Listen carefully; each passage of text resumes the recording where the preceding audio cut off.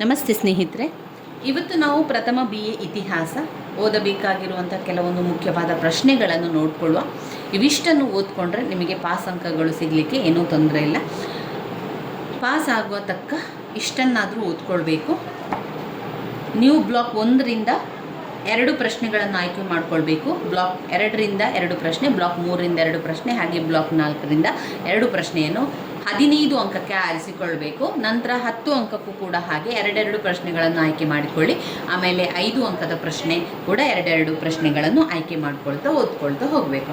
ಮೊದಲನೇದಾಗಿ ಬ್ಲಾಕ್ 1ರಲ್ಲಿ 15 ಅಂಕಕ್ಕೆ ನೀವು ಯಾವುದನ್ನು ಓದ್ಕೊಳ್ಬೇಕು? 15 ಅಂಕಕ್ಕೆ ಇಲ್ಲಿ ಯಾವ ಪ್ರಶ್ನೆಯನ್ನು ಕೊಡ್ತಾರೆ ಅಂತ ಹೇಳಿದರೆ, ಹೊಸ ಮತಗಳ ಉದಯದಲ್ಲಿ ಜೈನ ಧರ್ಮ ಮತ್ತು ಬೌದ್ಧ ಧರ್ಮದ ಕೊಡುಗೆ, ಅವರ ಕಾರ್ಯಗಳು, ಅವನತಿಗಳು 15 ಅಂಕಕ್ಕೆ ನೀವು ಓದ್ಕೊಳ್ಬೇಕಾಗಿರುವಂತಹ ಪ್ರಶ್ನೆ.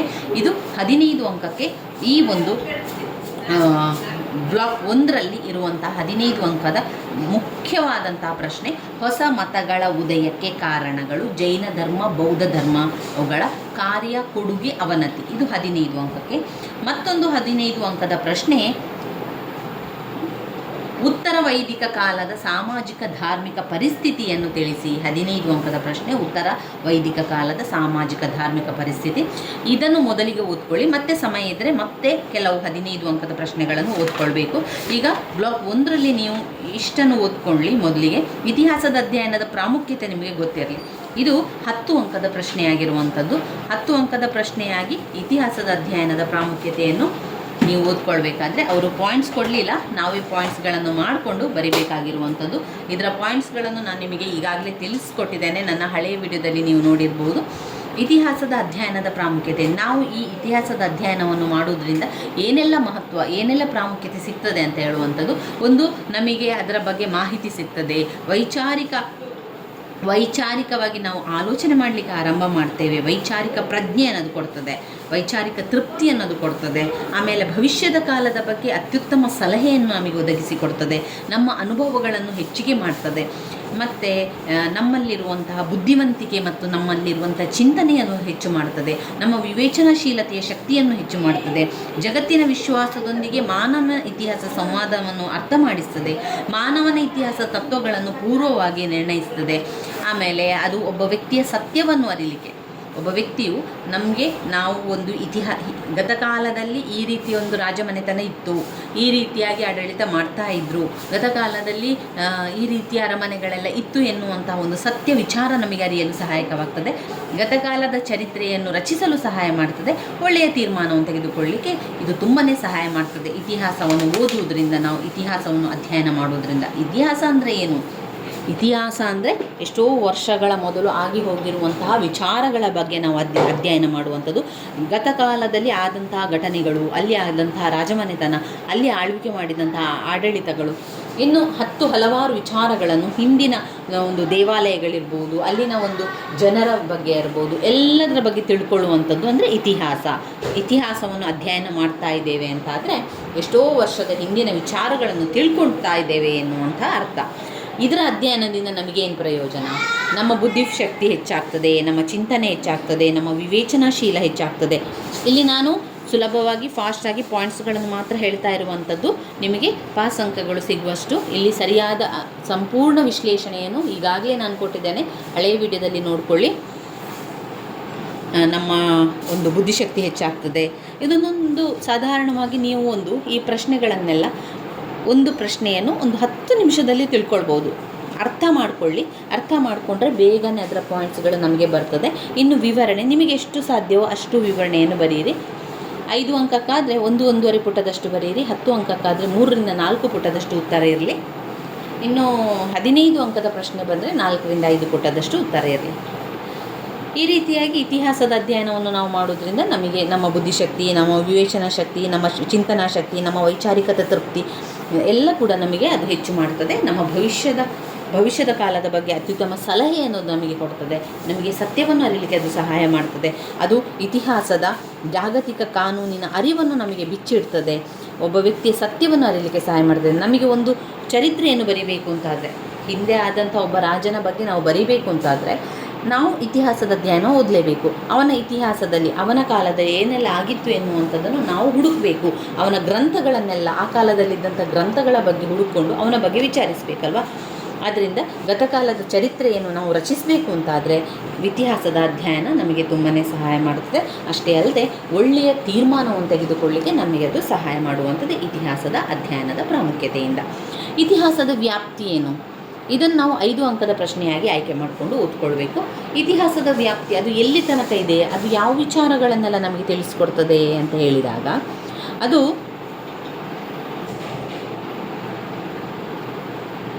ಕಲಾತ್ಮಕ ವಿಷಯಗಳ ಬಗ್ಗೆ ನಮಗೆ ತಿಳಿಸ್ಕೊಡ್ತದೆ, ಸಾಹಿತ್ಯಗಳ ಬಗ್ಗೆ ನಮಗೆ ತಿಳಿಸ್ಕೊಡ್ತದೆ, ಅದು ವಿಮರ್ಶನಾತ್ಮಕ ವಿಷಯವನ್ನು ತಿಳಿಸುತ್ತದೆ, ವಿಶ್ಲೇಷಣಾತ್ಮಕ ನೋಡಿ, ಒಂದು ಇತಿಹಾಸ ಅಂತ ಬಂದಾಗ ಅದರಲ್ಲಿ ಏನು ಮಾಡಲಿಕ್ಕಿದೆ, ನಾವು ಒಬ್ಬರಿಗೊಬ್ಬರು ಚರ್ಚೆ ಮಾಡ್ತೇವೆ ಅಲ್ವಾ, ವಿಮರ್ಶೆ ಮಾಡ್ತೇವೆ, ಒಬ್ಬರಿಗೊಬ್ಬರು ಹೇಳ್ಕೊಳ್ತೇವೆ. ಆ ಒಂದು ಕಲಾತ್ಮಕ ವಿಷಯ ಇರ್ತದೆ, ಒಂದು ದೇವಾಲಯದ ವಿಷಯ ಇರ್ತದೆ, ಅಲ್ಲಿನ ಒಂದು ಸಾಹಿತ್ಯದ ಬಗ್ಗೆ ವಿಷಯ ಇರ್ತದೆ, ಅಲ್ಲಿನ ಕಲಾತ್ಮಕ ಕೆತ್ತನೆಗಳ ಬಗ್ಗೆ ವಿಷಯಗಳಿರ್ತದೆ, ರಾಜಮನೆತನದ ಆಳ್ವಿಕೆಯ ಬಗ್ಗೆ ಇರ್ತದೆ, ಕೆಲವು ಘಟನೆಗಳ ಬಗ್ಗೆ ಇರ್ತದೆ. ಆಮೇಲೆ ಅದರ ಮೂಲವನ್ನು ಹುಡುಕ್ತಾ ಹೋಗಬೇಕು, ಅಲ್ಲಿನ ಒಂದು ಸಂಸ್ಕೃತಿಯ ಬಗ್ಗೆ, ಅಲ್ಲಿನ ಒಂದು ಸಾಹಿತ್ಯದ ಬಗ್ಗೆ, ಆ ಒಂದು ರಾಜಮನೆತನದ ಆಡಳಿತ, ರಾಜಕೀಯ, ಆರ್ಥಿಕ, ಸಾಮಾಜಿಕ ವಿಷಯದ ಬಗ್ಗೆ ನಾವು ತಿಳ್ಕೊಳ್ತೇವೆ. ಅಲ್ಲಿನ ಒಂದು ಆರ್ಥಿಕ ವಿಷಯ ವ್ಯವಸ್ಥೆಯ ಬಗ್ಗೆ ತಿಳ್ಕೊಳ್ಳುವಂಥದ್ದು, ಸಾಂಸ್ಕೃತಿಕ ಸಾಧನೆ ಇರ್ಬೋದು, ಅಲ್ಲಿನ ಒಂದು ಸಂವಿಧಾನಾತ್ಮಕ ಅಳವಡಿಕೆ ಯಾವ ರೀತಿ ಇತ್ತು, ಇದೆಲ್ಲವನ್ನು ತಿಳ್ಕೊಳ್ಳುವಂಥದ್ದು. ಇದರಲ್ಲಿ ನಾವು ಇತಿಹಾಸದ ವ್ಯಾಪ್ತಿ ಅಂತ ಹೇಳುವಂಥದ್ದು. ಇತಿಹಾಸದ ವ್ಯಾಪ್ತಿ ಅಂದರೆ ನಾವು ಯಾವುದನ್ನೆಲ್ಲ ಅದರಲ್ಲಿ ಓದ್ಕೊಳ್ತೇವೆ ಎನ್ನುವಂಥದ್ದನ್ನು ಒಂದು 10 ಪಾಯಿಂಟ್ಸನ್ನು ಮಾಡಿ ನೀವು 5 ಅಂಕಕ್ಕೆ ಬರಿತಾ ಹೋಗ್ಬೋದು. 10 ಪಾಯಿಂಟ್ಸನ್ನು ಮಾಡಿ ಆ ಪಾಯಿಂಟ್ಸನ್ನು ಸ್ವಲ್ಪ ವಿವರಿಸ್ತಾ ಹೋಗಿ. ಇತಿಹಾಸದ ವ್ಯಾಪ್ತಿಯಲ್ಲಿ ನಾವು ಯಾವುದನ್ನೆಲ್ಲ ಅರ್ಥ ಮಾಡ್ಕೊಳ್ತೇವೆ ಅಂತ ಹೇಳಿದರೆ, ಇತಿಹಾಸದ ಅಧ್ಯಯನದಿಂದ ನಾವು ಒಂದು ವಾಸ್ತವಿಕ ವಿಷಯ ಹಾಗೂ ವೈಜ್ಞಾನಿಕ ಕಾಲ್ಪನಿಕ ವಿಷಯದ ಬಗ್ಗೆ ಕೂಡ ತಿಳ್ಕೊಳ್ತೇವೆ. ವಿಮರ್ಶನಾತ್ಮಕ ವಿಷಯ, ವಿಶ್ಲೇಷಣಾತ್ಮಕ ವಿಷಯ, ಘಟನೆಗಳು ಮಾತ್ರ ಆಗಿರದೆ ಇದು ಕೇವಲ ಘಟನೆಗಳು ಮಾತ್ರ ಆಗಿದೆ, ಇನ್ನಿತರ ವಿಚಾರಗಳನ್ನು ಕೂಡ ತಿಳ್ಕೊಳ್ತೇವೆ. ಆಮೇಲೆ ಏನು ತಿಳ್ಕೊಳ್ತೇವೆ, ಗತಕಾಲದ ಒಂದು ವಿಜ್ಞಾನ ಮತ್ತು ತಂತ್ರಜ್ಞಾನದ ಅಧ್ಯಯನವನ್ನು ಮಾಡ್ತೇವೆ. ಅಲ್ಲಿನ ಒಂದು ಆಡಳಿತದ ಬಗ್ಗೆ, ಆರ್ಥಿಕ ವ್ಯವಸ್ಥೆಯ ಬಗ್ಗೆ ತಿಳ್ಕೊಳ್ತೇವೆ, ರಾಜಕೀಯ ವ್ಯವಸ್ಥೆಯ ಬಗ್ಗೆ ತಿಳ್ಕೊಳ್ತೇವೆ, ಸಾಮಾಜಿಕ ಸ್ಥಿತಿಗತಿಯ ಬಗ್ಗೆ ತಿಳ್ಕೊಳ್ಳುವಂಥದ್ದು, ಅಲ್ಲಿನ ಒಂದು ಸಂವಿಧಾನಾತ್ಮಕ ಅಳವಡಿಕೆಯ ಬಗ್ಗೆ ತಿಳ್ಕೊಳ್ಳುವಂಥದ್ದು, ಎಲ್ಲ ವರ್ಗದ ಜನರ ಅಧ್ಯಯನವನ್ನು ಮಾಡುವಂಥದ್ದು, ಒಂದು ವಾಸ್ತವಿಕತೆ, ಸತ್ಯ ಚಿಂತನೆಗಳನ್ನು ಅಧ್ಯಯನ ಮಾಡುವಂಥದ್ದು. ಇದು ಇತಿಹಾಸದ ವ್ಯಾಪ್ತಿಯಲ್ಲಿ ನೀವು ತಗೊಳ್ಬೇಕಾಗಿರುವಂಥ ವಿಚಾರ. ಭಾರತದ ಇತಿಹಾಸದ ಮೇಲೆ ಭೂಗೋಳಶಾಸ್ತ್ರದ ಪ್ರಭಾವ ಅಂತ ಎನ್ನುವಂಥದ್ದು ಪಾಯಿಂಟ್ಸ್ ನಿಮಗೆ ಗೊತ್ತಿರಲಿ ಎನ್ನುವ ಕಾರಣದಿಂದಾಗಿ ಹೇಳ್ತಾ ಇರುವಂಥದ್ದು. ಒಂದು ಹಿಮಾಲಯ ಪರ್ವತ ಶ್ರೇಣಿ ಇದೆ, ಸಿಂಧೂ ಗಂಗಾ ನದಿಯ ಬಯಲು ಪ್ರದೇಶ, ಹಿಮಾಲಯ ಪರ್ವತ ಶ್ರೇಣಿ, ಸಿಂಧೂ ಗಂಗಾ ನದಿಯ ಬಯಲು ಪ್ರದೇಶ, ಆಮೇಲೆ ದಕ್ಕನ್ ಪ್ರಸ್ಥಭೂಮಿ, ಪೂರ್ವ ಮತ್ತು ಪಶ್ಚಿಮ ಘಟ್ಟಗಳು, ತೀರ ಪ್ರದೇಶಗಳು, ಆಮೇಲೆ ಹವಾಗುಣದ ಲಕ್ಷಣಗಳು. ಈ ಪಾಯಿಂಟ್ಸನ್ನು ಇಟ್ಕೊಂಡು ಅದಕ್ಕೆ ವಿವರಿಸ್ತಾ ಹೋದರಾಯಿತು. ಇಲ್ಲಿ ನೀವು 5 ಅಂಕದ ಪ್ರಶ್ನೆ ದಕ್ಕನ್ ಪ್ರಸ್ಥಭೂಮಿಯನ್ನು ನೋಡ್ಕೊಳ್ಳಿ. ಅಂದರೆ ದಕ್ಷಿಣ ಭಾರತದ ಬಗ್ಗೆ ಅವರು ಕೇಳ್ತಾ ಇರುವಂಥದ್ದು. ದಕ್ಷಿಣ ಭಾರತದಲ್ಲಿ ನದಿಗಳೆಲ್ಲ ಹರಿತಾ ಇದೆ, ಋಷಿಮುನಿಗಳೆಲ್ಲ ಅಲ್ಲಿ ಹುಟ್ಟಿದ್ದಾರೆ. ಅಲ್ಲದೆ ಅವರು ಏನು ಮಾಡ್ತಾರೆ, ಬೇರೆ ಬೇರೆ ಕಡೆಗಳಿಗೆ ಹೋಗಿ ಧರ್ಮ ಪ್ರಚಾರವನ್ನು ಕೂಡ ಮಾಡ್ತಾಯಿದ್ರು. ಆಗಿನ ಕಾಲದಲ್ಲಿ ದಕ್ಷಿಣ ಪ್ರಸ್ಥಭೂಮಿಯಲ್ಲಿ ಅನೇಕ ವಿದ್ವಾಂಸರಿರ್ಬೋದು, ಅನೇಕ ಪಂಡಿತರು ಕೂಡ ಇದ್ದರು. ಅಲ್ಲಿ ಶಂಕರಾಚಾರ್ಯರು, ಮಧ್ವಾಚಾರ್ಯರು ಇವರೆಲ್ಲರೂ ಕೂಡ ಇದ್ದದ್ದು ದಕ್ಷಿಣ ಭಾರತದಲ್ಲಿ. ಭಕ್ತಿಪಂಥ ಚಳವಳಿ ಜನ್ಮ ತಾಳಿದ್ದು ದಕ್ಷಿಣ ಭಾರತದಲ್ಲಿ. ಆಮೇಲೆ ಮಹಾಕಾವ್ಯ ಅಂತ ರಾಮಾಯಣ ಮಹಾಭಾರತ ಬರುವಂಥ ಅಗಸ್ತ್ಯ ಮಹರ್ಷಿ ಇದ್ದದ್ದು ಕೂಡ ದಕ್ಷಿಣ ಭಾರತದಲ್ಲಿ. ಈ ರೀತಿಯಾಗಿ ದಕ್ಷಿಣ ಭಾರತವನ್ನು ವಿವರಿಸಿಕೊಳ್ಳಿ. ಇದಾದ ನಂತರ 5 ಅಂಕಕ್ಕೆ ಬಂದಿರುವಂಥ ಪ್ರಶ್ನೆ ಶಾಸ್ತ್ರಾಧಾರಗಳು. ಅಂದರೆ ಶಾಸ್ತ್ರಾಧಾರಗಳು ಎನ್ನುವಂಥದ್ದು ನಮಗೆ ಸಿಕ್ಕಿರುವಂಥ ಆಧಾರ. ಎಷ್ಟೋ ವರ್ಷಗಳ ಹಿಂದೆ ರಾಜಮನೆತನ ಇತ್ತು, ಈಜಿಪ್ಟ್ ಇತ್ತು, ಮೆಸೊಪೊಟೋಮಿಯಾ ಇತ್ತು, ಈ ರೀತಿಯಾಗಿ ಒಂದು ಪ್ರದೇಶ ಇತ್ತು, ಒಬ್ಬ ರಾಜಮನೆತನ ಇತ್ತು, ಆಳ್ವಿಕೆ ಮಾಡ್ತಾಯಿದ್ರು, ಜನರು ಇದ್ದರು. ಇದೆಲ್ಲ ಕೂಡ ನಮಗೆ ಗೊತ್ತಾಗಿರುವಂಥದ್ದು ಈ ಶಾಸನಾಧಾರಗಳಲ್ಲಿ. ಶಾಸನಾಧಾರಗಳಲ್ಲಿ ನಾವು 2 ವಿಧದ ಆಧಾರಗಳು ಅಲ್ಲಿ ನಾವು ಕಾಣ್ಬೋದು. ಒಂದು ನಮ್ಮ ದೇಶದ ಒಂದು ಶಾಸನಾಧಾರಗಳು ಮತ್ತು ವಿದೇಶದ ಶಾಸನಾಧಾರಗಳೆಲ್ಲ ಇರ್ತದೆ. ಅಲ್ಲಿ ನಮಗೆ ರಾಜರ ಬಗ್ಗೆ, ರಾಜರುಗಳ ಆಳ್ವಿಕೆ ಬಗ್ಗೆ ಎಲ್ಲ ಕೂಡ ಗೊತ್ತಾಗಲಿಕ್ಕೆ ಸಹಾಯಕ ಆಯಿತು. ಅಲ್ಲಿ ನಾವು ಮತ್ತೆ 2 ಶಾಸನಗಳು ಅಂದರೆ ಖಾಸಗಿ ಶಾಸನಗಳು ಮತ್ತು ಸರಕಾರಿ ಶಾಸನಗಳನ್ನು ಕೂಡ ಇದ್ದವು. ಖಾಸಗಿ ಶಾಸನಗಳು ಖಾಸಗಿ ರಾಜಮನೆತನಗಳಿರ್ಬೋದು, ಅವುಗಳು ನೋಡ್ಕೊಳ್ತಿದ್ದದ್ದು. ಸರಕಾರವು ಅದನ್ನು ಎಲ್ಲವನ್ನು ಶಾಸನವನ್ನು ಮಾಡಿರುವಂಥದ್ದು. ಇನ್ನು ಬೇರೆ ಬೇರೆ ದೇವಾಲಯಗಳು ಕೆತ್ತಿರುವಂತಹ ಶಾಸನಗಳೆಲ್ಲ ನೋಡ್ಬೋದು. ರಾಜಕೀಯ ಜೀವನ, ರಾಜ್ಯದ ವಿಸ್ತಾರ, ರಾಜಕೀಯ, ಸಾಮಾಜಿಕ, ಆರ್ಥಿಕ ಸ್ಥಿತಿ ಎಲ್ಲ ಕೂಡ ನಮಗೆ ಈ ಶಾಸನಗಳ ಮುಖಾಂತರ ತಿಳ್ಕೊಳ್ಳಲಿಕ್ಕೆ ಸಾಧ್ಯ ಆಗ್ತದೆ. ಇನ್ನು 5 ಅಂಕದ ಪ್ರಶ್ನೆಯಾಗಿ ನಾಣ್ಯಗಳು ಅಂತ ಬಂದಾಗ ಈ ನಾಣ್ಯದಲ್ಲಿ ಹೇಗಿರ್ತದೆ, ಒಂದು ನಾಣ್ಯವನ್ನು ನೆನಪಿಸಿಕೊಳ್ಳಿ. ಆ ನಾಣ್ಯದಲ್ಲಿ ಇಸವಿ ಇರ್ತದೆ. ಮೊದಲಿನ ಒಂದು ನಾಣ್ಯದಲ್ಲೆಲ್ಲ ರಾಜರ ಹೆಸರಿತ್ತು, ರಾಜರ ಚಿತ್ರ ಇತ್ತು. ಅದನ್ನೆಲ್ಲ ನೀವು ಕೆಲವು ಹಳೆಯ ನಾಣ್ಯಗಳಲ್ಲಿ ನೋಡಿರ್ತೀರಿ. ಆವಾಗ ನಮಗೆ ಏನಾದರೂ ಸಿಕ್ಕಿದೆ ಇಲ್ಲಿ, ಒಂದು ಯಾವ ವರ್ಷದಲ್ಲಿ ಈ ನಾಣ್ಯವನ್ನು ಮಾಡಿದ್ದಾರೆ ಅಂತ ಗೊತ್ತಾಯಿತು, ಆ ವರ್ಷದಲ್ಲಿದ್ದ ರಾಜರ ಹೆಸರು ಗೊತ್ತಾಯಿತು, ಆ ವರ್ಷದಿಂದ ಎಷ್ಟು ವರ್ಷಗಳ ತನಕ ಆ ನಾಣ್ಯ ಇತ್ತು, ಅಷ್ಟು ವರ್ಷಗಳ ಕಾಲ ಆ ರಾಜ ಇದ್ದ ಎನ್ನುವಂಥದ್ದು ನಮಗೆ ಗೊತ್ತಾಯಿತು. ರಾಜಮನೆತನದವರ ಬಗ್ಗೆ ಗೊತ್ತಾಗಲಿಕ್ಕೆ, ರಾಜರ ಬಗ್ಗೆ ಗೊತ್ತಾಗಲಿಕ್ಕೆ, ಅವರ ಮಾಹಿತಿಗಳನ್ನು ಪಡೀಲಿಕ್ಕೆ, ವಂಶದ ಬಗ್ಗೆ ತಿಳ್ಕೊಳ್ಳಿಕ್ಕೆ, ಅಲ್ಲಿನ ಆರ್ಥಿಕ ಪರಿಸ್ಥಿತಿ ಯಾವ ರೀತಿ ಇತ್ತು ಅಂತ ಗೊತ್ತಾಗ್ತದೆ. ನೋಡಿ, ಈಗ ಚಿನ್ನದ ನಾಣ್ಯ ಇದೆ ಅಂತ ಹೇಳಿದರೆ ಅವರ ಆರ್ಥಿಕ ಪರಿಸ್ಥಿತಿ ಉತ್ತಮವಾಗಿತ್ತು ಅಂತ ನಮಗೆ ಒಂದು ಅಂದಾಜು ಮಾಡಲಿಕ್ಕೆ ಸಾಧ್ಯ ಆಗ್ತದೆ. ಚಿನ್ನ, ಬೆಳ್ಳಿ, ಪಗಾರ, ಕಬ್ಬಿಣ ಈ ರೀತಿಯಲ್ಲಿ ಎಲ್ಲ ಕೂಡ ನಾಣ್ಯಗಳನ್ನು ಮಾಡ್ತಾಯಿದ್ರು. ಅದನ್ನೆಲ್ಲ ನಾವು ನೋಡಿಕೊಂಡು ಅವರ ಆರ್ಥಿಕ ಪರಿಸ್ಥಿತಿ ಇತ್ತು, ಸಾಮಾಜಿಕ ಸ್ಥಿತಿಗತಿಗಳು ಎಲ್ಲವನ್ನು ಕೂಡ ನಾಣ್ಯ ಆಧಾರದ ಮೂಲಕ ನಮಗೆ ಸಿಗ್ತದೆ.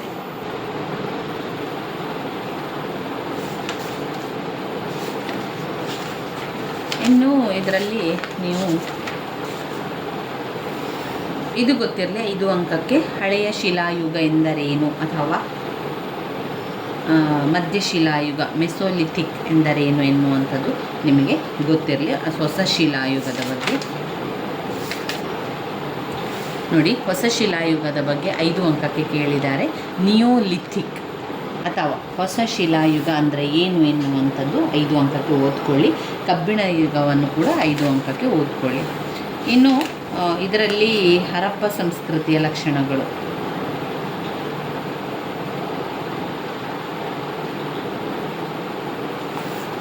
ಹರಪ್ಪ ಸಂಸ್ಕೃತಿ ಮೆಹೆಂಜೋದಾರೋ 5 ಅಂಕಕ್ಕೆ ಓದ್ಕೊಳ್ಳಿ. ಹರಪ್ಪ ಸಂಸ್ಕೃತಿಯ ಲಕ್ಷಣಗಳು, ನಗರ ಮತ್ತು ಯೋಜನೆ, ಸಾಮಾಜಿಕ ಜೀವನವು ಕೂಡ ಮುಖ್ಯವಾಗಿರುವಂತಹ ಪ್ರಶ್ನೆಯಾಗಿದೆ.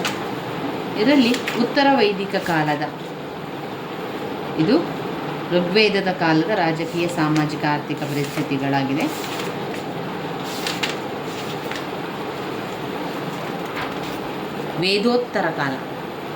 ವೇದೋತ್ತರದ ಕಾಲದ ಸಾಮಾಜಿಕ ಆರ್ಥಿಕ ಪರಿಸ್ಥಿತಿಗಳು, ಸ್ತ್ರೀಯರ ಸ್ಥಾನಮಾನ ಹೇಗಿತ್ತು, ಅವರ ಆರ್ಥಿಕ ಬೆಳವಣಿಗೆ ಯಾವ ರೀತಿ ಇತ್ತು ಅಂತ ಓದ್ಕೊಳ್ಳಿ ಸ್ನೇಹಿತರೆ. ಇದರಲ್ಲಿ ಹೊಸ ಮತಗಳ ಉದಯ ಅಂತ ಬಂದಾಗ, ಹೊಸ ಮತಗಳ ಉದಯದಿಂದ ಮೊದಲು ಯಾವ ಆಚರಣೆ ಇತ್ತು ಅಂತ ಹೇಳಿದರೆ 4 ವರ್ಣವನ್ನು ಮಾಡಿದರು. ಬ್ರಾಹ್ಮಣ, ಕ್ಷತ್ರಿಯ, ವೈಶ್ಯ, ಶೂದ್ರ ಎನ್ನುವಂಥ 4 ವರ್ಗಗಳಿದ್ದವು. ಅದರಿಂದ ಬೇಸತ್ತಂತಹ ಜನರು ಇನ್ನೊಂದು ಹೊಸ ಒಂದು ಧರ್ಮ ಬೇಕು ಅಂತ ಕಾಯ್ತಾಯಿದ್ರು. ಅಂತಹ ಸಂದರ್ಭದಲ್ಲಿ ಮಾಡಿರುವಂತಹ ಒಂದು ಧರ್ಮ ಅದು ಜೈನ ಧರ್ಮ ಮತ್ತು ಬೌದ್ಧ ಧರ್ಮ. ಕ್ರಿಸ್ತಪೂರ್ವ 6ನೇ ಶತಮಾನದ ವೇಳೆಗೆ ಏನಾಯಿತು, ವೈದಿಕ ದರ್ಶನ, ಧರ್ಮಾಚರಣೆ ಅದು ಎಲ್ಲ ಪರಿಶುದ್ಧತೆಯನ್ನು ಕಳೆದುಕೊಳ್ತಾ ಹೋಯಿತು. ಮೌಢ್ಯಗಳೆಲ್ಲ ಆರಂಭ ಆಯಿತು. ಇದರ ಕಾರ್ಯಾಚರಣೆಯಲ್ಲಿ ಜನರಿಗೆ ಭೀತಿ ಹುಟ್ಟಿಸುವಂತಾಯಿತು. ಅವರು ಒಂಥರ ಯಾತನೆಯನ್ನು ಅನುಭವಿಸ್ತಾ ಇದ್ರು. ಇವುಗಳಿಂದ ಕಂಗೆಟ್ಟಿ ಹೋಗಿದ್ರು ಅವರು ಒಂದು ಹೊಸ ಧರ್ಮ ಬೇಕು ಅಂತ ಕಾಯ್ತಾ ಇದ್ದಂತಹ ಸಂದರ್ಭದಲ್ಲಿ ಅವರಿಗೆ ಸಿಕ್ಕಿರುವಂತಹ ಒಂದು ಧರ್ಮ ಅಂದರೆ ಅದು ಬೌದ್ಧ ಧರ್ಮ ಮತ್ತು ಜೈನ ಧರ್ಮ. ಇದರಿಂದ ಜನರೆಲ್ಲರೂ ಕೂಡ ಬೌದ್ಧ ಧರ್ಮ ಮತ್ತು ಜೈನ ಧರ್ಮದ ಮತವನ್ನು ಅವರು ಅವಲಂಬಿಸಿದ್ರು. ನಂತರ ಜೈನ ಧರ್ಮದ ಬಗ್ಗೆ ಸ್ವಲ್ಪ ವಿವರಿಸಿ. ಅದು 15 ಅಂಕಕ್ಕೆ ಬಂದಾಗ ನಾವು ಅವುಗಳ ಬಗ್ಗೆ ವಿವರಿಸ್ತಾ ಹೋಗಬೇಕು. ಜೈನ ಧರ್ಮದಲ್ಲಿ ಮಹಾವೀರನ ಬಾಲ್ಯದ ಜೀವನ ಸ್ವಲ್ಪ, ಆಮೇಲೆ ಮಹಾವೀರನ ಬೋಧನೆಗಳನ್ನು ಬರ್ಕೊಳ್ಳಿ. ಅದು 5 ಅಂಕಕ್ಕೂ ಕೂಡ ಬರುವಂತಹ ಪ್ರಶ್ನೆ. ಮಹಾವೀರನ ಬೋಧನೆಗಳೇನು? ಮಹಾವೀರನ ಬೋಧನೆಯಲ್ಲಿ ಅವನ ಒಂದು ವಿಚಾರಗಳು ಸಮ್ಯಕ್ ದರ್ಶನ, ಸಮ್ಯಕ್ ಜ್ಞಾನ, ಸಮ್ಯಕ್ ಚಾರಿತ್ರ್ಯ, ಜೈನ ಧರ್ಮದಲ್ಲಿ ನಂಬಿಕೆ ಇದೆಲ್ಲ ಕೂಡ.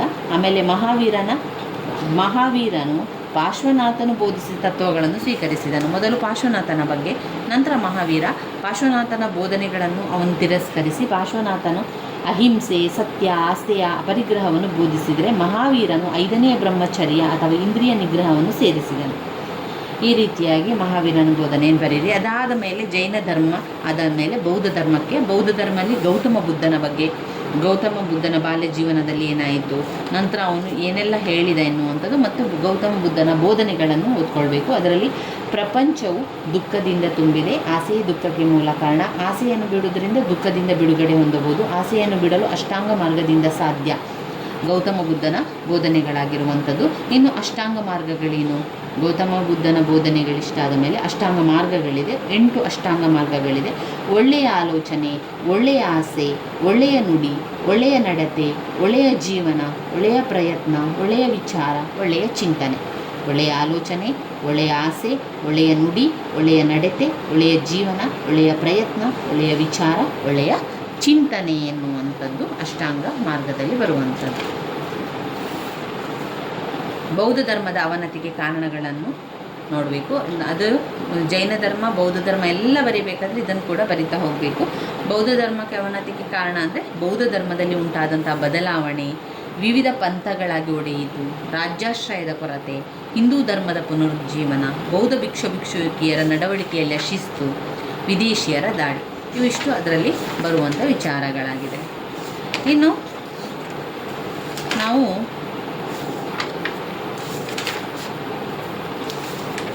ಮೌರ್ಯರ ಸಾಮ್ರಾಜ್ಯ, ಅದರಲ್ಲಿ ಸೆಲ್ಯೂಕಸ್ನ ಬಗ್ಗೆ ಓದ್ಕೊಳ್ಳಿ 5 ಅಂಕಕ್ಕೆ. ಆಮೇಲೆ ಅಶೋಕನ ಒಂದು ಆಡಳಿತ, ಕಳಿಂಗ ಯುದ್ಧದ ಬಗ್ಗೆ ನಿಮಗೆ ಗೊತ್ತಿರಲಿ. ಮೌರ್ಯರ ಆಡಳಿತ 15 ಅಂಕದ ಪ್ರಶ್ನೆ. ಇದು ಒಂದು ಸ್ವಲ್ಪ ಮುಖ್ಯವಾಗಿರುವ ಪ್ರಶ್ನೆ ಆದ್ದರಿಂದ ಇದನ್ನು ನಾವು ನೋಡ್ಕೊಳ್ಳೋ, ಅದರ ಪಾಯಿಂಟ್ಸ್ಗಳನ್ನು ನೋಡ್ಕೊಳ್ಳಿ, ಅಷ್ಟು ಗೊತ್ತಿದ್ದರೆ ನಿಮಗೆ ಬರಿತಾ ಹೋಗಲಿಕ್ಕಾಗ್ತದೆ. ಮೊದಲನೇದಾಗಿ ಕೇಂದ್ರಾಡಳಿತದಲ್ಲಿ ರಾಜ ಇರ್ತಾರೆ, ಮಂತ್ರಿ ಪರಿಷತ್ತು ಅಥವಾ ಮಂತ್ರಿಮಂಡಲ, ಆಮೇಲೆ ಗೂಢಾಚಾರ ಪದ್ಧತಿ. ಈ 3 ಪಾಯಿಂಟ್ಸ್ ಕೇಂದ್ರಾಡಳಿತದಲ್ಲಿ ನೀವು ಬರಿಬೇಕು. ಕೇಂದ್ರಾಡಳಿತದಲ್ಲಿ ರಾಜ, ಮಂತ್ರಿಮಂಡಲ ಮತ್ತು ಮಂತ್ರಿ ಪರಿಷತ್, ಗೂಢಾಚಾರ ಪದ್ಧತಿ. ಎರಡನೆಯದು ಪ್ರಾಂತೀಯ ಆಡಳಿತ. ಅದಾದಮೇಲೆ ಸ್ಥಳೀಯ ಆಡಳಿತದಲ್ಲಿ ಮುನ್ಸಿಪಲ್ ಆಡಳಿತ, ಕೈಗಾರಿಕೆಗಳು ಮತ್ತು ಕರಕುಶಲ ಕಲೆಗಳ ಸಮಿತಿ, ವಿದೇಶಿಯರ ಸಮಿತಿ, ಜನಗಣತಿ ಸಮಿತಿ, ತೂಕ ಮತ್ತು ಅಳತೆಗಳ ಸಮಿತಿ, ಸಿದ್ಧಪಡಿಸಿದ ವಸ್ತುಗಳ ಸಮಿತಿ, ತೆರಿಗೆ ಸಮಿತಿ, ಆಮೇಲೆ ಗ್ರಾಮಾಡಳಿತ. ನ್ಯಾಯ ಆಡಳಿತ, ಇದು ಮತ್ತೆ ನೆಕ್ಸ್ಟ್ ಪಾಯಿಂಟ್. ಒಂದು ಮುನ್ಸಿಪಲ್ ಆಡಳಿತ ಅದರಲ್ಲಿ, ಆಮೇಲೆ ಗ್ರಾಮಾಡಳಿತ, ಆಮೇಲೆ ನ್ಯಾಯಾಡಳಿತದಲ್ಲಿ ಸಿವಿಲ್ ನ್ಯಾಯಾಲಯ ಮತ್ತು ಕ್ರಿಮಿನಲ್ ನ್ಯಾಯಾಲಯ ಎನ್ನುವಂಥದ್ದು, ಕಂದಾಯ ಆಡಳಿತ, ಸೈನಿಕ ಆಡಳಿತ, ಅಶೋಕ ಆಡಳಿತ ಕೂಡ ಇದರಲ್ಲಿ ನೀವು ಹಾಕ್ತಾ ಹೋಗ್ಬೋದು. ಇವಿಷ್ಟು ನೀವು ಅದರಲ್ಲಿ ನೋಡ್ಕೊಳ್ಳಿ. ಅದಾದ ನಂತರ ಮತ್ತೊಂದು ಅದರ ಜೊತೆಗೆ ಇಂಪಾರ್ಟೆಂಟ್ ಆಗಿರುವಂಥದ್ದು ಮೌರ್ಯರ ಅವನತಿಗೆ ಕಾರಣಗಳು. ಮೌರ್ಯರ ಆಡಳಿತದ ಮೇಲೆ ಮೌರ್ಯರ ಅವನತಿ ಜೊತೆಯಾಗಿ ನೀವು ಓದ್ಕೊಳ್ಬೇಕು. ಮೌರ್ಯರ ಅವನತಿಗೆ ಕಾರಣ ಏನು? ಅಶೋಕನ ನಂತರದ ಅಸಮರ್ಥ ಉತ್ತರಾಧಿಕಾರ. ಅಶೋಕನ ನಂತರ ಉತ್ತರಾಧಿಕಾರಿಗಳೆಲ್ಲ ಅಸಮರ್ಥರಾಗಿದ್ದರು, ಸರಿಯಾಗಿ ಸಮರ್ಥರಾಗಿರಲಿಲ್ಲ, ಆದ್ದರಿಂದ ಅದು ಅವನತಿ ಆಯಿತು ಅಂತ ಅವರ ಒಂದು ಅಭಿಪ್ರಾಯ. ಆಸ್ಥಾನದ ಪಿತೂರಿ ಮತ್ತು ಒಳಸಂಚು. ಆಸ್ಥಾನದಲ್ಲಿ ಪಿತೂರಿಗಳಾಗ್ತಾ ಇದ್ರು, ಒಳಸಂಚುಗಳಾಗ್ತಾ ಇದ್ವು, ಇದು ಯಾರಿಗೂ ಗೊತ್ತಾಗ್ತಾ ಇರಲಿಲ್ಲ. ಈ ಒಂದು ಕಾರಣದಿಂದಾಗಿ ಮೌರ್ಯರ ಅವನತಿ ಆಯಿತು. ಆಸ್ಥಾನದ ಪಿತೂರಿ ಮತ್ತು ಒಳಸಂಚು. ವಿಶಾಲ ಸಾಮ್ರಾಜ್ಯ ಹೆಚ್ಚು ಆದ ತಕ್ಷಣ ಅವುಗಳನ್ನೆಲ್ಲ ನೋಡ್ಕೊಳ್ಳಿಕ್ಕೆ ರಾಜನಿಗೆ ಕಷ್ಟ ಆಗ್ತಾ ಇತ್ತು. ವಿಶಾಲ ಸಾಮ್ರಾಜ್ಯ ಆಗಿರೋದ್ರಿಂದ. ಬ್ರಾಹ್ಮಣರ ಪ್ರತಿರೋಧ. ಈ ಒಂದು ಅವರ ಒಂದು ಕೆಲವೊಂದು ವಿಚಾರಗಳಿಗೆ ಬ್ರಾಹ್ಮಣರು ಪ್ರತಿರೋಧವನ್ನು ವ್ಯಕ್ತಪಡಿಸಿದ ಒಂದು. ಆಮೇಲೆ ಬರಿದಾದ ರಾಜ್ಯ ಬೊಕ್ಕಸ ಎಲ್ಲ ಬರಿದಾಗ್ತಾ ಹೋಯಿತು. ವಾಯುವ್ಯ ಗಡಿ ಪ್ರದೇಶದ ದಾಳಿ. ಬಲವಾದ ಸೈನ್ಯದ ಭಾವ ತುಂಬಾ ಕಡಿಮೆ ಇತ್ತು, ಅದಕ್ಕೆ ಹೆಚ್ಚು ಶಕ್ತಿ ಇರಲಿಲ್ಲ, ಅಂದರೆ ಜನ ಇರಲಿಲ್ಲ. ಸೈನಿಕರಲ್ಲಿ ಹೆಚ್ಚು ಜನ ಇಲ್ಲದ ತಕ್ಷಣ ಅದೇನಾಗ್ತದೆ, ಅದರ ಬಲ ಕಡಿಮೆ ಆಗ್ತಾ ಹೋಗ್ತದೆ ಎನ್ನುವಂಥದ್ದನ್ನು ಕಾಣ್ಬೋದು.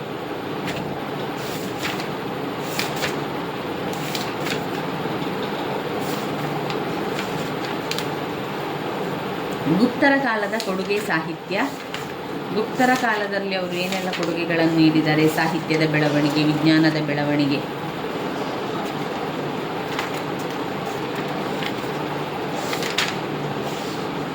ಇನ್ನು ಹರ್ಷವರ್ಧನ ಸಾಧನೆಯನ್ನು ಓದ್ಕೊಳ್ಬೇಕು. 10 ಅಂಕದ ಪ್ರಶ್ನೆ. ಇದು ನಮ್ಮ ಬ್ಲಾಕ್ 1ರಲ್ಲಿ ಅಲ್ಲ, ಇದು ಬ್ಲಾಕ್ 2ರಲ್ಲಿ. ಬ್ಲಾಕ್ 2ರಲ್ಲಿ ನಾವು 15 ಅಂಕದ ಪ್ರಶ್ನೆಯಾಗಿ ಮೌರ್ಯರ ಸಾಮ್ರಾಜ್ಯದ ಆಡಳಿತ ಮತ್ತು ಮೌರ್ಯ ಸಾಮ್ರಾಜ್ಯದ ಅವನತಿಯನ್ನು ಓದ್ಕೊಳ್ಳಿ. ಅದಾದ ಮೇಲೆ ಗುಪ್ತರ ಕೊಡುಗೆ ಸಾಹಿತ್ಯ ವಿಜ್ಞಾನ ಕಲೆಯನ್ನು 15 ಅಂಕಕ್ಕೆ ಓದ್ಕೊಳ್ಳಿ. 10 ಅಂಕಕ್ಕಾದರೆ ಅದರಲ್ಲಿ ಹರ್ಷವರ್ಧನ ಸಾಧನೆ ಇದೆ ನೋಡಿ. ಹರ್ಷವರ್ಧನ ಸಾಧನೆ 10 ಅಂಕಕ್ಕೆ ಓದ್ಕೊಳ್ಬೇಕಾಗಿರುವಂಥ ಪ್ರಶ್ನೆ ಯಾವುದರಲ್ಲಿ? ಅದು ಬ್ಲಾಕ್ 2ರಲ್ಲಿ. ಬ್ಲಾಕ್ 2ರಲ್ಲಿ ಹರ್ಷವರ್ಧನ ಸಾಧನೆ 10 ಅಂಕಕ್ಕೆ. ಏನೆಲ್ಲ ದಿಗ್ವಿಜಯಗಳನ್ನು ಮಾಡಿದ? ಬಂಗಾಳದ ಮೇಲೆ ದಾಳಿ ಮಾಡಿದ, ಮಾಳೋದ ವಿಜಯ ಸಾಧಿಸಿದ, ಆಮೇಲೆ ವಲ್ಲಭಿಯ ವಿಜಯ ಆಯಿತು, ಇಮ್ಮಡಿ ಪುಲಿಕೇಶಿಯೊಂದಿಗೆ ಹೋರಾಟ ಮಾಡಿದ, ಗಾಂಜಂ ವಿಜಯ ಆಯಿತು, ಚೀನಾದೊಂದಿಗೆ ಸಂಬಂಧ. ಆಮೇಲೆ ಆಡಳಿತದ ಬಗ್ಗೆ ಯಾವ ರೀತಿ ಆಡಳಿತವನ್ನು ಮಾಡಿದ್ದಾನೆ ಎನ್ನುವಂಥದ್ದನ್ನು ಸ್ವಲ್ಪ ಓದ್ಕೊಳ್ಳಿ. ಯಾವ ರೀತಿ ಎಲ್ಲ ಬರಿಬೇಕು ಅಂತ ಅದರಲ್ಲಿ ನಮಗೆ ಗೊತ್ತಾಗ್ತದೆ.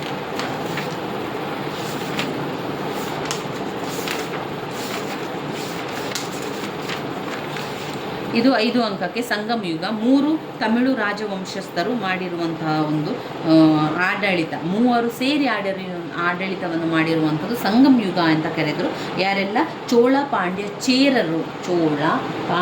ಚೇರರೆಂಬ 3 ತಮಿಳು ರಾಜವಂಶಸ್ಥರು ರಾಜ್ಯವನ್ನು ಆಳುತ್ತಿದ್ದಕ್ಕೆ ಸಂಗಮ ಯುಗ ಅಂತ ಕರೀತಾ ಇದ್ದರು.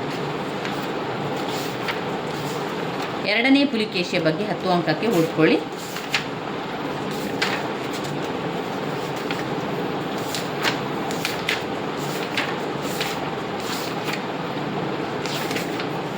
ಇನ್ನು ಬರುವಂತಹ 10 ಅಂಕದ ಪ್ರಶ್ನೆ, ಚೋಳರ ರಾಜಕೀಯ ಇತಿಹಾಸ 10 ಅಂಕಕ್ಕೆ ಕೇಳಿದ್ದಾರೆ. ಚೋಳರ ರಾಜಕೀಯ ಇತಿಹಾಸ ಏನಿದೆ ಇತಿಹಾಸ ಅಂತ ಒಂದು ಸ್ವಲ್ಪ ನೋಡ್ತಾ ಹೋದರೆ ಸಾಕು.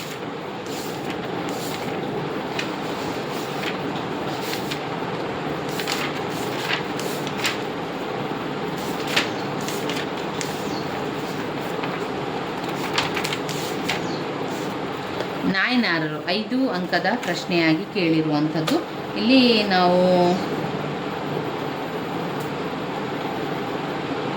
ಬ್ಲಾಕ್ 3ರಲ್ಲಿ ಚೋಳರ ಇದಾದ ಮೇಲೆ ನಾಯನಾರರು 5 ಅಂಕಕ್ಕೆ ಒಂದು ಕೇಳಿರುವಂತಹ ಪ್ರಶ್ನೆಯಾಗಿದೆ. ಅದರಲ್ಲಿ ನೀವು ಓದಬೇಕಾಗಿರೋ ಶಂಕರಾಚಾರ್ಯರ ಬಗ್ಗೆ ಓದ್ಕೊಳ್ಳೇಬೇಕು. ಮುಖ್ಯವಾಗಿರುವಂಥದ್ದು ರಾಮಾನುಜಾಚಾರ್ಯರ ಬಗ್ಗೆ, ಮಧ್ವಾಚಾರ್ಯರ ಬಗ್ಗೆ, ಬಸವಣ್ಣನವರ ಬಗ್ಗೆ. ಇಷ್ಟು 10 ಅಂಕದ ಬೇರೆ ಬೇರೆ ಪ್ರತ್ಯೇಕವಾಗಿರುವಂಥ ಪ್ರಶ್ನೆ. ಅದು ಬ್ಲಾಕ್ 3ರಲ್ಲಿ. ಅದಾದ ನಂತರ ಬರುವಂಥದ್ದೇ ಬ್ಲಾಕ್ 4. ಬ್ಲಾಕ್ 4ರಲ್ಲಿ ನಾನು ಈಗಾಗಲೇ ತಿಳಿಸಿಕೊಟ್ಟಿದ್ದೆ. ಅದರಲ್ಲಿ 2 ರಾಜವಂಶಸ್ಥರು, ಮೊಘಲರ 2 ರಾಜವಂಶಸ್ಥರು, ವೆರಿ ಇಂಪಾರ್ಟೆಂಟ್ ಆಗಿರುವಂಥ ಪ್ರಶ್ನೆ ಆಡಳಿತದ ಬಗ್ಗೆ. ಕುತುಬುದ್ದೀನ್ ಐಬಕ್ನ ಬಗ್ಗೆ ಓದ್ಕೊಳ್ಳಿ, 5 ಅಂಕದ ಪ್ರಶ್ನೆ. ಸುಲ್ತಾನ್ ರಜಿಯಾ ಕೂಡ 5 ಅಂಕದ ಪ್ರಶ್ನೆಯಾಗಿರುವಂಥದ್ದು. ಇಲ್ಲಿ 15 ಅಂಕದ ಪ್ರಶ್ನೆ ಹೇಳ್ತೇನೆ ನಾನು. ಇದು ನೀವು ಸ್ಕಿಪ್ ಮಾಡಬೇಡಿ, ಓದ್ಕೊಳ್ಬೇಕು. ಅಲ್ಲಾವುದ್ದೀನ್ ಖಿಲ್ಜಿ ಆಡಳಿತ ಸುಧಾರಣೆ ವೆರಿ ಇಂಪಾರ್ಟೆಂಟ್ ಆಗಿರುವಂಥ ಪ್ರಶ್ನೆ. ಬ್ಲಾಕ್ 4ರಲ್ಲಿ ನೀವು ಓದಬೇಕಾಗಿರುವಂಥ 15 ಅಂಕದ 2 ಪ್ರಶ್ನೆಗಳಲ್ಲಿ 1ನೇದು ಅಲ್ಲಾವುದ್ದೀನ್ ಖಿಲ್ಜಿ ಆಡಳಿತ ಸುಧಾರಣೆ, ಕೇಂದ್ರ ಆಡಳಿತ, ಸೈನ್ಯದ ಸುಧಾರಣೆ, ಭೂ ಕಂದಾಯ, ಬೆಲೆ ನಿಗದಿ, ಆಮೇಲೆ ಮಾರುಕಟ್ಟೆ ನಿಯಂತ್ರಣ. ಇದಾದ ನಂತರ ಮತ್ತೊಂದು 15 ಅಂಕದ ಪ್ರಶ್ನೆ, ಮಹಮ್ಮದ್ ಬಿನ್ ತುಘ್ಲಕರವರ ಆಡಳಿತ. ಮಹಮ್ಮದ್ ಬಿನ್ ತುಘ್ಲಕರವರ ಆಡಳಿತದಲ್ಲಿ ಭೂ ಕಂದಾಯದ ಸುಧಾರಣೆ, ದೋಆ ಪ್ರದೇಶದ ತೆರಿಗೆ ಹೆಚ್ಚಳ, ರಾಜಧಾನಿಯ ಬದಲಾವಣೆ, ಕೃಷಿ ಇಲಾಖೆಯ ಆರಂಭ, ಸಾಂಕೇತಿಕ ನಾಣ್ಯದ ಚಲಾವಣೆ. ಅದನ್ನು ನೀವು ಓದ್ಕೊಳ್ಬೇಕು. ಮಹಮ್ಮದ್ ಬಿನ್ ತುಘ್ಲಕನ ರಾಜ್ಯ ಆಡಳಿತದ ಜೊತೆಗೆ ಅವನ ವೈಫಲ್ಯವನ್ನು ಕೂಡ ಓದ್ಕೊಳ್ಳಿ. ಅವನ ವೈಫಲ್ಯಕ್ಕೆ ಕಾರಣಗಳೇನು ಎನ್ನುವಂಥದ್ದು. 4ನೇ ಬ್ಲಾಕ್ನಲ್ಲಿ ನೀವು ಓದಬೇಕಾಗಿರುವಂಥ 10 ಅಂಕದ ಪ್ರಶ್ನೆ. ಈಗ 2 15 ಅಂಕದ ಪ್ರಶ್ನೆಯನ್ನು ಓದ್ಕೊಂಡಿದ್ದೀರಿ. ಇನ್ನು ಒಂದು 10 ಅಂಕದ ಪ್ರಶ್ನೆಯನ್ನು ಓದ್ಕೊಳ್ಳಿಕ್ಕಿದೆ. 10 ಅಂಕದ ಪ್ರಶ್ನೆ ಯಾವುದು ಅಂತ ಹೇಳಿದರೆ ಭಕ್ತಿಪಂಥದ ತತ್ವಗಳು 10 ಅಂಕಕ್ಕೆ ಓದ್ಕೊಳ್ಬೇಕಾಗಿರುವಂಥ ಪ್ರಶ್ನೆ. ಭಕ್ತಿಪಂಥದ ತತ್ವಗಳು ಮತ್ತು ಭಕ್ತಿಪಂಥದ ಸುಧಾರಕರುಗಳ ಬಗ್ಗೆ ಓದ್ಕೊಳ್ಬೇಕು. ಅಲ್ಲ ಮೀರಾಬಾಯಿಯ ಬಗ್ಗೆ 5 ಅಂಕಕ್ಕೆ ಬಂದಿರುವಂತಹ ಪ್ರಶ್ನೆ. ಭಕ್ತಿಪಂಥದ ಬಗ್ಗೆ 10 ಅಂಕಕ್ಕೆ, ಹಾಗೆ ಸೂಫಿ ಸಂತದ ಬಗ್ಗೆ 10 ಅಂಕಕ್ಕೆ ನೀವು ಓದ್ಕೊಳ್ಬೇಕಾಗಿರುವಂಥದ್ದು. ಅದು ಬ್ಲಾಕ್ 4ರಲ್ಲಿ ಓದ್ಕೊಳ್ಬೇಕಾಗಿರುವಂಥ 15 ಅಂಕದ ಪ್ರಶ್ನೆ ಮತ್ತು 10 ಅಂಕದ ಪ್ರಶ್ನೆ. ಇಲ್ಲಿ ನೋಡಿ, 15 ಅಂಕದ ಪ್ರಶ್ನೆಯಲ್ಲಿ ಅಲ್ಲಾವುದ್ದೀನ್ ಖಿಲ್ಜಿಯ ಸುಧಾರಣೆ, ಮಹಮ್ಮದ್ ಬಿನ್ ತುಘ್ಲಕ್ನ ಆಡಳಿತ, ಇದೆರಡು 15 ಅಂಕಕ್ಕೆ ಓದ್ಕೊಳ್ಳಿ.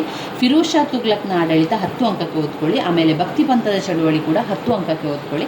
ಅಲ್ಲಿ ಭಕ್ತಿಪಂಥದ ತತ್ವಗಳು 5 ಅಂಕಕ್ಕೆ ಓದ್ಕೊಳ್ಬೇಕಾಗಿರುವಂಥ ಪ್ರಶ್ನೆ. ಹಾಗೆಯೇ ಅಲ್ಲಿ ಅವರ ಸುಧಾರಕರಿದ್ದಾರಲ್ಲ ಅವರ ಬಗ್ಗೆ ಕೂಡ 5 ಅಂಕಕ್ಕೆ ಕೇಳುವಂತಹ ಪ್ರಶ್ನೆ. ಅಲ್ಲಿ ಯಾರು? ಸೂಫಿ ಪಂಥದಲ್ಲಿ ನಿಜಾಮುದ್ದೀನ್ ಜೌಲಿಯಾ 5 ಅಂಕಕ್ಕೆ ಕೇಳುವಂತಹ ಪ್ರಶ್ನೆ. ಆಮೇಲೆ ಮೀರಾಬಾಯಿ, ಭಕ್ತಿ ಪಂಥದಲ್ಲಿ ಮೀರಾಬಾಯಿ 5 ಅಂಕಕ್ಕೆ ಕೇಳುವಂತಹ ಪ್ರಶ್ನೆ.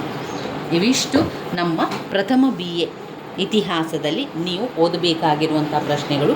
ಇವಿಷ್ಟು ಪ್ರಶ್ನೆಗಳನ್ನು ಓದ್ಕೊಂಡ್ರೆ ನೀವು ಪಾಸಾಗಲಿಕ್ಕೆ ಆರಾಮದಲ್ಲಿ ನೀವು ಪಾಸಾಗ್ಬೋದು. ಪ್ರಥಮ BA ಇತಿಹಾಸದಲ್ಲಿ ನೀವು ಪಾಸ್ ಅಂಕಗಳನ್ನು ಪಡೆದುಕೊಳ್ಳಲು ಇಷ್ಟು ಓದಿದರೆ ಖಂಡಿತವಾಗಿಯೂ ಕೂಡ ಸಾಕು ಸ್ನೇಹಿತರೆ. ಧನ್ಯವಾದಗಳು.